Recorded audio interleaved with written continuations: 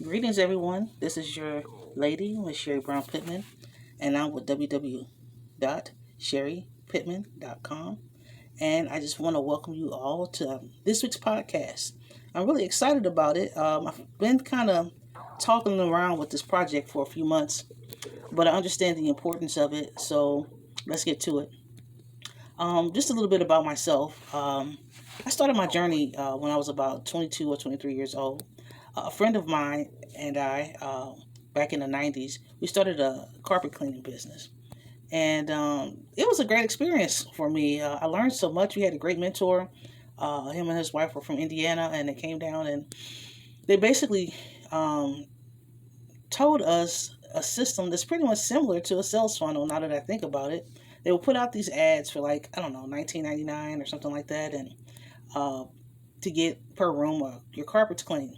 So then when we get to the client's home, we will have an opportunity to upsell them with a better cleaner.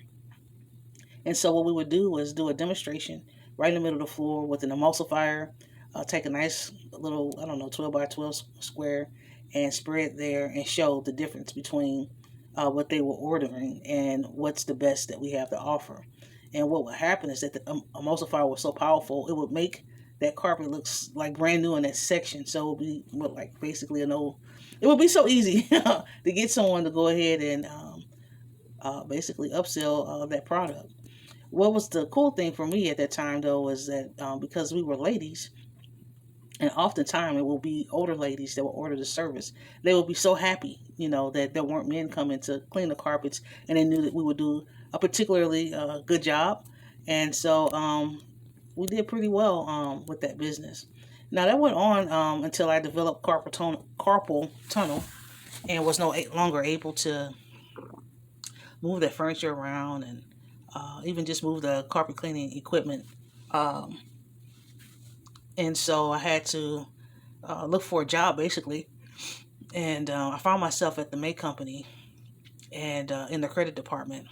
And that was a pretty good living. At least I thought it was at the time. I was pretty young, and I was able to purchase my first brand new car off the lot when I worked there. So I thought I was doing pretty good working for the May credit department until I don't know how many years it took me to really understand their system.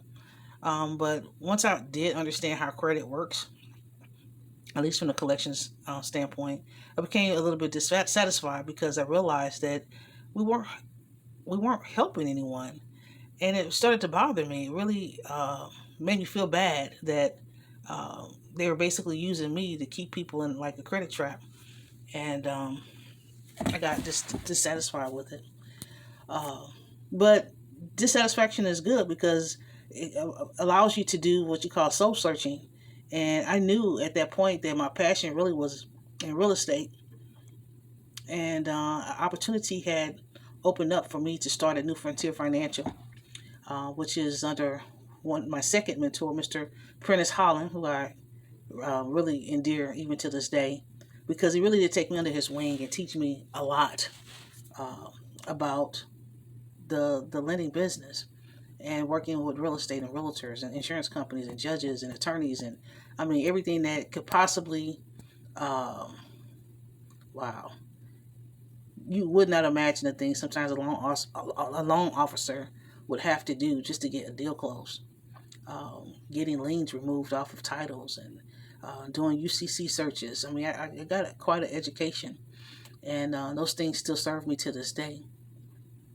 But speaking of this day, Um, well, before I can get to that, we had a market crash, of course, in 2008 till 10, and I found myself kind of moving out of the residential sector of lending, and I moved to the commercial side for a while, and then finally I landed myself in the uh, I work with investors. I still do, um, and I help them get funding for the rehab projects.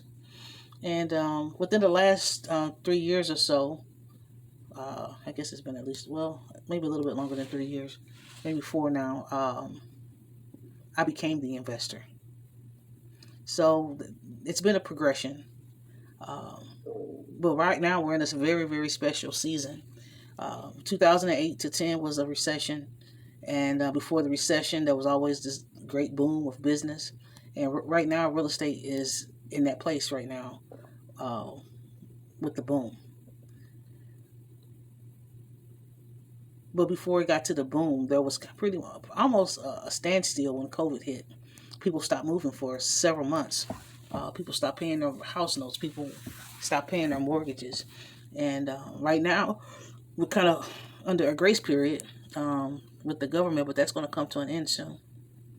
But what has made me realize when everybody was so still and not moving is that the businesses that were prepared to do business online are the most successful right now. Those that were able to adjust themselves, or maybe they were already prepared for the season, they're doing exponentially well right now. There are people that are that weren't millionaires, that are millionaires, that were millionaires, of now 100 millionaires. There are people that were 100 millionaires that are now billionaires, and that's how it's going. And it's because of the internet. And so I recognize that, it's very important to really get a grip and understanding of how to do internet marketing and digital marketing. Don't you agree? So that brings me to the blog talk that I want to have today. And part of that is understanding that it's important to master social media marketing.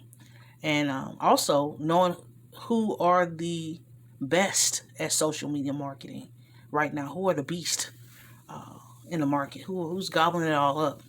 And if you don't know that information and you're trying to run paid traffic, you probably are going to have a hard time. So not long ago, I came across this article. It was called the Top 70 Internet Marketers, Gurus, and Digital Marketers by Kulwat Nagi. And I think it was written in 2013, but I swear it is an excellent article, even for today. I've done some research on it, and this guy's spot on with these 70 gurus. Now, there probably could be a few more added to the list that are not on that list, like Onyx Segal. I don't think, and I'm going to have to double check, but I don't think I saw Russell Brunson on there, or even a few others that I think are really excellent. So let's get to it. The number one, according to my research, and even still today, I think the number one internet marketer and digital marketer is GARYVee, or Vaynerchuk, depending on what kind of accent. He's a Russian immigrant, and his family moved to the United States in the late 70s, and basically with nothing. And this guy is multi-millionaire from doing business online. Gary, like I said, he was born with an entrepreneurial spirit. He really is an ultimate businessman. He is a proven investor, an advisor in the world of startups across many countries.